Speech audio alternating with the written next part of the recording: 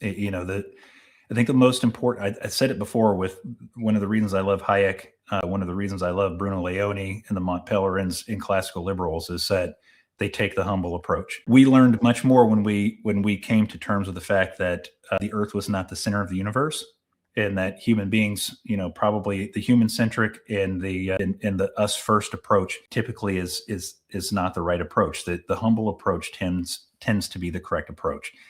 I have been humbled not only in campaigning, but in my career. If we go out there in the world and we're the smartest man in the room and we're holding on to these ideas that we believe to be sacrosanct, somebody's going to come along and they're going to say something to you in a way that you haven't heard it before, or they're going to bring something to your attention that you haven't heard before, and then your mind is going to change.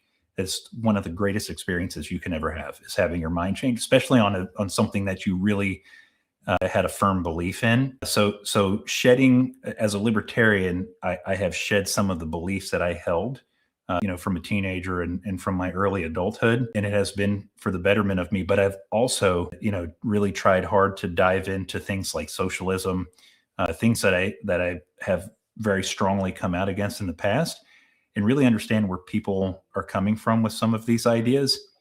And I have grown that way, both intellectually as a human being, as a person, and that has been immensely satisfying to me. So you're saying you've actually delved into some of these opposing viewpoints that are maybe anti-liberty, and you've learned from them and kind of had empathy towards what some other people believe in your conversations, right? And that is a wonderful experience when you engage with people that way, in a conversation where we're not trying to shove liberty down their throats and we're not trying to win. The idea is to talk to each other, to understand each other, and to have a conversation first and foremost. And when it becomes conversational and not adversarial, it's not even that you're learning from me, it's that I'm now learning from you. And that is where the conversations get deep and meaningful. No one will care what you think until no one will care what you know until they know that you care, right? You got to build the relationship first when going out and trying to spread ideas, because if they